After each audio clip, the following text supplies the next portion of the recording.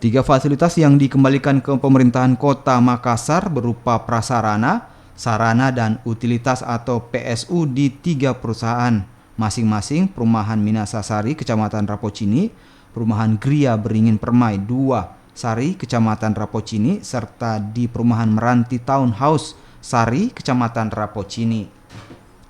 Dengan pengembalian ini, pemerintah Kota Makassar sudah menerima 14 aset dengan 11 aset sebelumnya diterima pada tahun 2019 lalu. Sarana dan prasarana yang dikembalikan masing-masing berupa jalan, drainase taman, dan titik penerangan lampu jalan.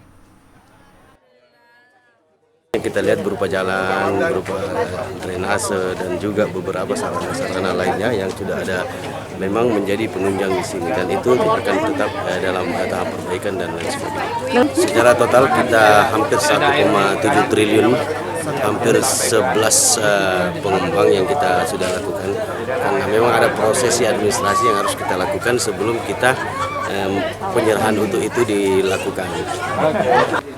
Salah satu kewajiban bagi pemerintah daerah dan kewajiban bagi developer adalah ini PSU, prasarana dan sarana utilitas, di mana pengembang yang membangun perumahan itu setelah selesai itu menyerahkan fasun dan fasolnya kepada pemerintah daerah, dan selanjutnya pemerintah daerah berkewajiban untuk menerima tersebut dan memeliharanya.